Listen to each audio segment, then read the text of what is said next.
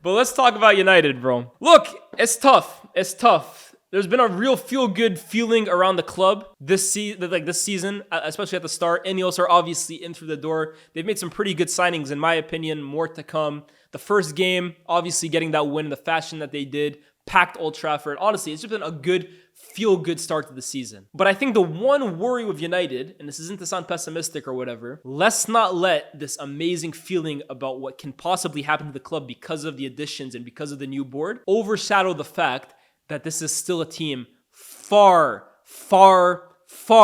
away from where they want to be. Far. Because I feel like at times, the last few days, the last few weeks, how good a feeling we have at the club at the moment is almost pulling wool over our eyes about where we still are as a football club. Yes, last season we finished 8th. It was a disaster. And in my opinion, probably wasn't a true reflection of who we are as a football team. We were better than 8th, in my opinion. But we had so many, well, not on the season, but as a football team, when everyone's healthy, we are not the 8th best team in the league, in my opinion. However, we are still far away from where we want to be. Make no mistake about that. Even with the signings and even with everybody back. Make no mistake about that. And I think I want to kind of start this off by looking towards midweek, what kind of just happened, right? There was the overlap on Sky Sports where it was Jamie Carragher, David Ornstein, and Paul Scholes. And in the Man United community, a lot of people were turning on Paul Scholes or kind of hitting him with this miserable tag. He's always miserable. He has nothing good to say ever. And a big part of that was because Paul Scholes said he doesn't see too much dissimilar about United from the last few years. And he has an issue with how much United play a game of football like a basketball game. Everybody was saying, Paul Scholes is miserable. Paul Scholes never has anything good to say about the club. Paul Scholes is a brilliant player, but he doesn't have a Scooby about football. Why do we keep going to this guy for analysis? And look, you guys can have your opinion on anybody, right? Football is a game of opinions. So at the end of the day, there's no guaranteed fact. But I do think people jumped on Paul Scholes way too quickly and way too harshly because, again, there is such a feel-good feeling around the club. But let's not allow that to completely stop us from being rational and from actually analyzing the situation correctly. What Paul Scholes said about Man United games being played out like basketball matches, I think he was spot on about. A lot of people had an issue when I said, I don't think United exert enough control over football games like the best teams in the world, i.e. the likes of Arsenal and Manchester City, who are the two best teams in the league, do over football games. And everybody hit me with, I don't want Man United to play like that. That's a boring style. Man United have never played that possession style of play. Look at the Fergie days. Let me tell you guys this right now, chat. If you seriously believe that under Sir Alex, every single game we played was back and forth, like a tennis game. Teams were just hitting us with counterattacks and we were winning every game 4-3. I got a bridge to sell you, chat. It wasn't like that. There were a lot of games where United under Sir Alex literally beat the opposition 1-2-0, were clinical, barely let the other team sniff, had 3 or 4 shots on target, finished them, and killed teams off. There were a lot of games like that. There were a lot of games where we pummeled teams 5-0, 4-0, 4-1, but the performance and the control we exerted over the game was dominant. It wasn't in the style of Pep. It wasn't in the style of Arteta in terms of having 90% possession, but the way we pressured and the way we won the ball up high and the way we put teams in like a chokehold at times where we didn't let them breathe was a form of control. So when I say United needs to exert a lot more control over games, don't just take that as me saying I want United to play like prime Barcelona or I want United to play like Arsenal or like Man City. That's not me saying that. When I say I want United to exert more control over games, it means I want United to stop playing every single game, allowing the other team 4, 5, 6 shots on target, allowing the other team to cut through our midfield like butter whenever they want to, allowing other teams to counterattack us at will when we have 6 men going forward. That's not control. Right now, United aren't playing the worst football. The first half, chat, it wasn't that bad. Honestly, I think at times we started the game pretty well. I thought we had a lot of good passages of play. We carved out some pretty good opportunities. I think United looked a lot better than they did against Fulham, first of all, and better than they did last season for sure. I'm seeing, like, a big thing for me with Ten Hag has been style of play. The first 2 games, I am starting to see a semblance of a style of play. I know the way Ten Hag wants to play now. That's not a question for me anymore, and I give him credit for that. However, despite everything I just said, Ten Hag's style of play allows way too much opportunity for other teams. And I'm sorry, the best teams in world football have a stranglehold over their opposition 9 times out of 10. Obviously, the big games, look, You're playing against the best players in the world. You're playing against the best coaches in the world.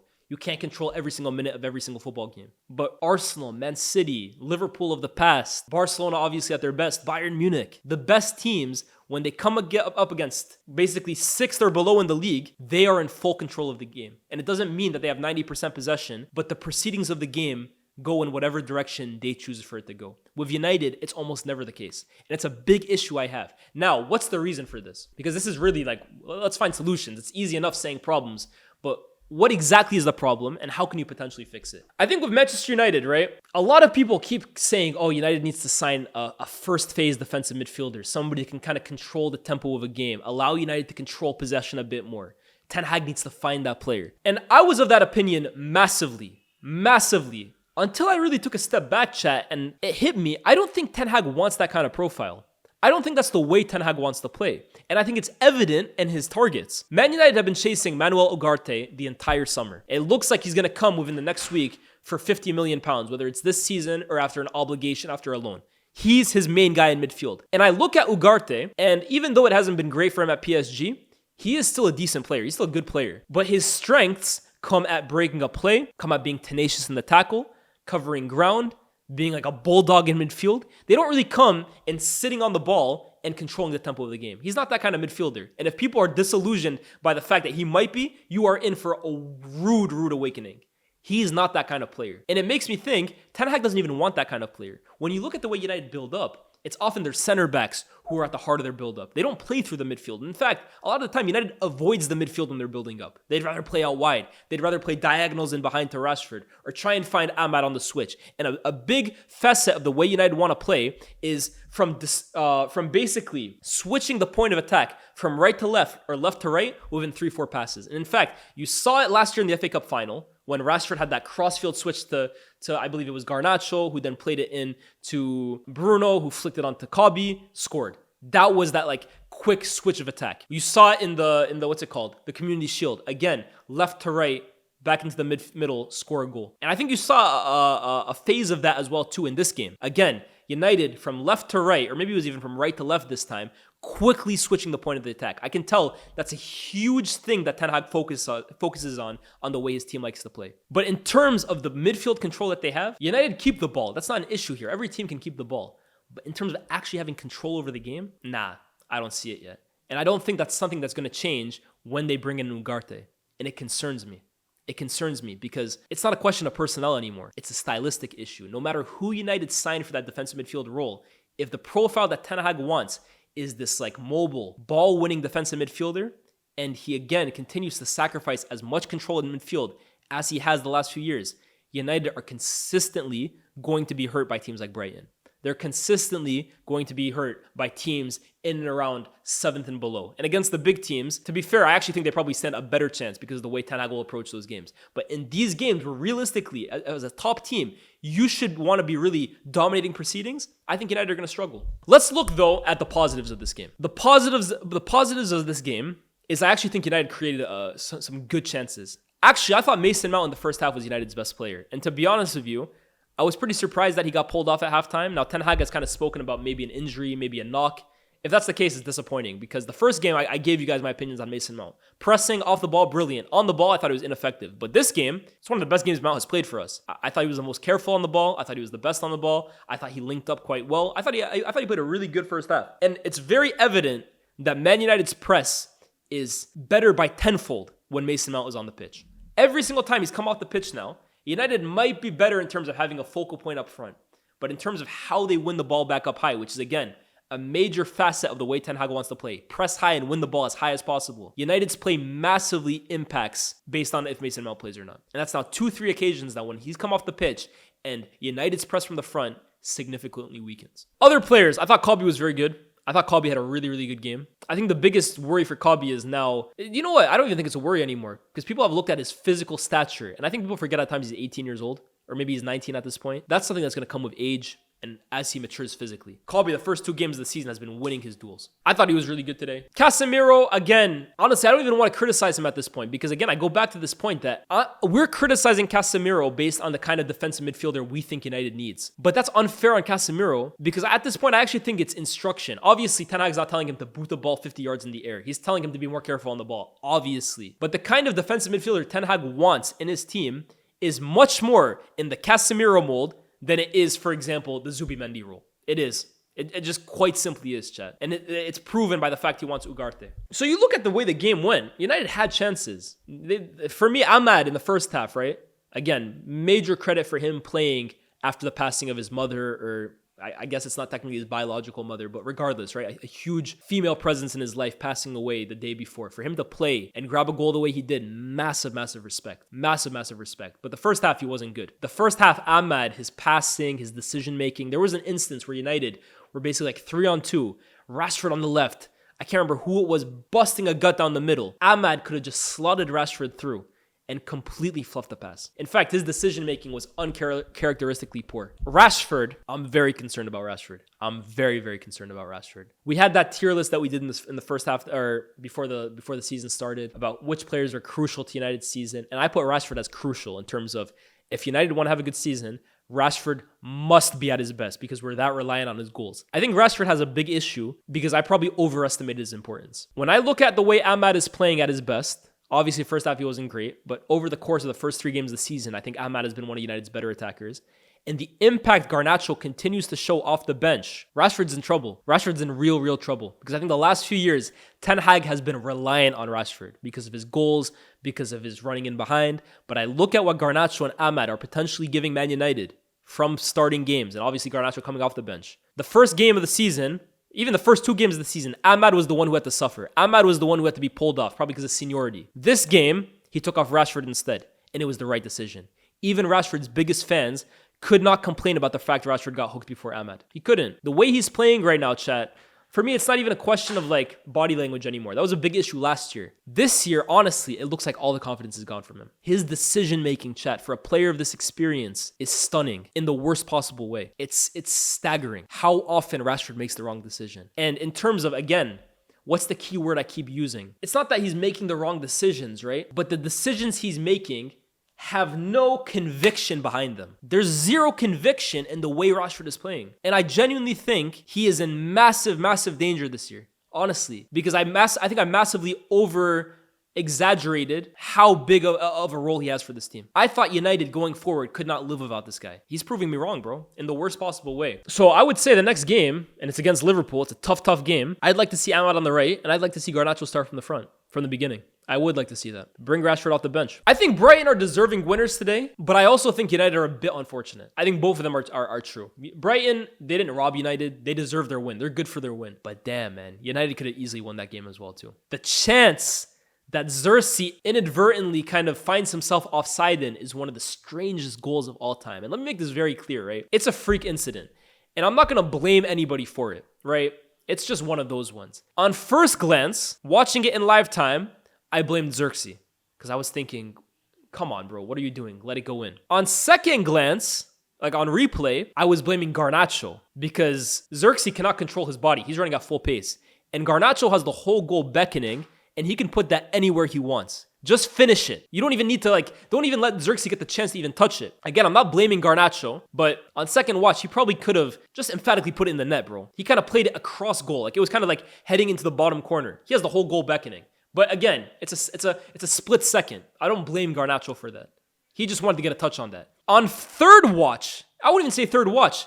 After the game, seeing a screenshot, which is always dangerous, right? You don't want to judge games off still pictures. But watching it on third image, I think Bruno can actually do a lot better with his pass. Again, I'm not blaming him, but if I'm being particular, it's kind of a poor pass. It had Garnacho stretching. Zirkzee was kind of begging for it in the middle. Even if he wants to play it to Garnacho, I think he can play it at a better angle for him. And this is me just being very picky. Like I said, I'm not blaming any of them. It's a freak incident. 9 times out of 10, Zirkzee doesn't touch the ball. Garnacho scores. We're not talking about any of this. But I think if I'm being very, very picky, I don't think the move was executed as well as it could be from any of those 3. And Brighton took full advantage of it, man. Honestly. Again, it's a basketball game. There were periods where United were on top. There were periods where Brighton could have scored goals, right? James Milner has a shot cleared off the line. Brighton had their chances in the first half. They could have scored a few goals. And that's not to say they destroyed United, because United had their chances too. But that's my issue with United right now. The games are too open. The games are too open. The best teams don't allow Brighton that many chances to begin with. And that's the reality here, right? There's a feel-good feeling around the club.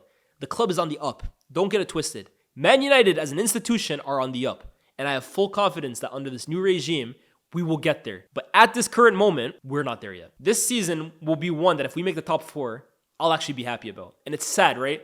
That's not me trying to say like, oh, top 4 is a success, but that's the standards of this football team. And it's the standard of this manager. If Man United make the top 4, I'll actually be impressed. I'm not expecting it. I think there's a few better teams than us this year. Raf says, what Scholes doesn't realize is what you just said. Ten Hag doesn't want to control games. We've had 14 months of evidence when it comes to signings, quotes, and performances. The plan is to be extremely vertical and to create chances by forcing high turnovers. In my opinion, it's a downgrade from OGS and Jose as well. He's had 3 seasons at this. And here's the thing, right? There's no right way of playing football. There's no wrong way of playing football, right? At the end of the day, results are all that matters. If your style of play is conducive to winning, that's the right style of play. The issue of Ten Hag is this style of play would be possible if he had Mbappe up front, Haaland up front, Vinicius up front. Like if you have guys who convert every single chance that they get fall to their feet, then yes, the style of play is perfect. If you had Saliba, Van Dijk, Rudiger, Trent in defense, not Trent, maybe Reece James, in terms of excellent defenders that sniff out every chance that the opposition inevitably gets,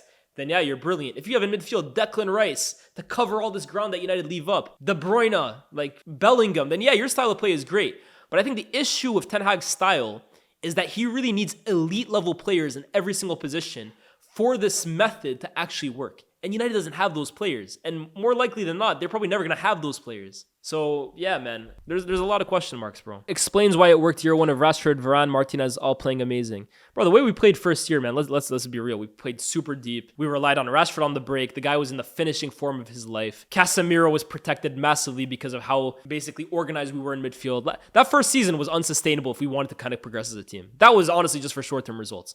And it got us that, right? It got us a trophy, it got us top 4. But we were never going to play like that long term. Let's be real. Ten Hag's style is based on being able to move the ball up as fast as you can. Honestly, the best way to describe it is, can we score every 6 seconds of winning the ball? There is no shock to me that there is little control. And that's why I'm saying, bro, like, if that's the way you want to play, your forwards have to be incredibly clinical. And the defense that you have has to be able to withstand being counterattacked almost every single time, because you're going to give up chances. You're going to create a lot, so you're going to have to be clinical of those chances, and you're going to concede a lot of chances as well too. So you have to be great defensively. But to make that kind of play work, bro, you need the best players in every single position, and that's not realistic. Let's talk about the goal that they conceded as well too, right? That's second goal. I don't know whose fault exactly it is. It can't be one player's fault, because when you have 3 players wide open at the back post the way they were, it's not one player's fault. Let's get that out of the way. But that's some of the most embarrassing defending, the most schoolboy defending, the most optional defending you will witness in the Premier League this season. And we're 2 games in. Honestly, I cannot believe that in the 93rd minute,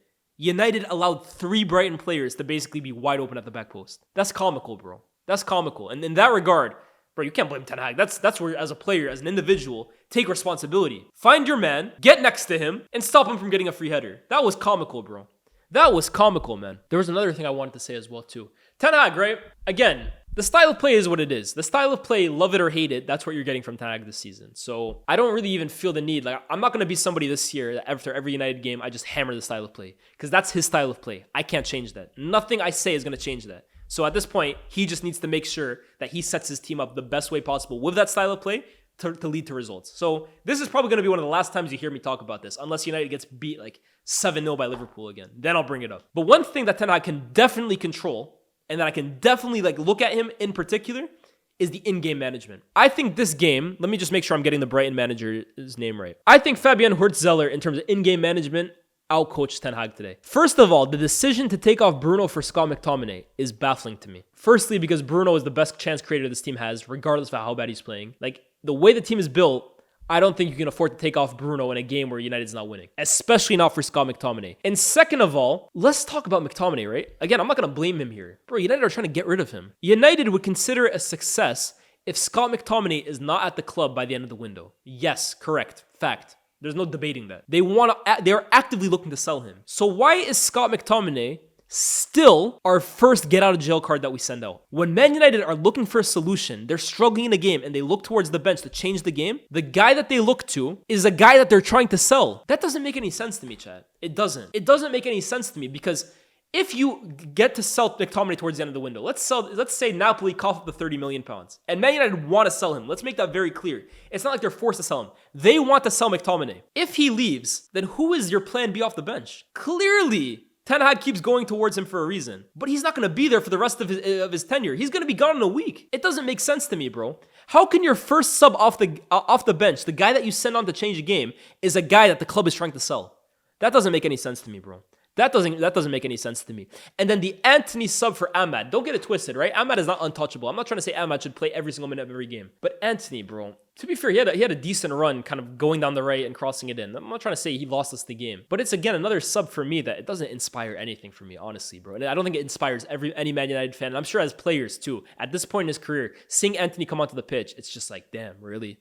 Damn, really? I think those two subs, Antony for Amad and McTominay for Bruno, I can't speak about fitness, right? Because I'm not the manager, I'm not there. But those subs for me did nothing to win the game. Honestly, they were pointless subs. In fact, I think they were bad subs. The McTominay for Bruno sub for me is a bad sub. But that's life, right? Like I said, man, United are not going to win the league this year. United would have a good season for their standards if they make the top four, which is sad to say. But that's the reality of the situation. They have a tough game coming up, though. Honestly, they play Liverpool next. And obviously, Liverpool are still a team that are kind of trying to find their feet as well, too, under a new manager. No new signings to this current moment. It's going to be a tough game. Liverpool is always a tough game in the Premier League, man, no matter what kind of form either team is in. But it's a game United, in my opinion, cannot lose. Cannot lose, bro. Losing your first 2 out of your first 3 games in the Premier League, that's detrimental. That's tough. And that, in my opinion, will start to turn the heads of a lot of people that backed Ten Hag to get this 3rd season. At some point, look, everybody that wanted him to stay, they got what they wanted, and they're happy about that. And look, even as much of a critic as I am, fair enough. I could definitely see the argument that he deserved a 3rd year. But at some point, that credit in the bank, that goodwill is going to start to fade. This next game against Liverpool is big. And bar the 7-0, which is crazy, saying bar 7-0 about anything is nuts. But bar the 7-0, Ten Hag's record against Liverpool has actually been pretty good in the league. He won in his first season. He was undefeated against them last year. But this is another big one, man. This is another big one. Score predictions, I see a draw. Maybe I'm being optimistic by even saying that, but I see a draw. I see a draw. And to be fair, Man United against the bigger teams, I actually think are better equipped than they are against the smaller teams, which has kind of been a pattern for years now, right? Even under Oli, I felt like that was the case at times. What's a good season for United this year? Making the top 4. Making the top 4 is a good season for United.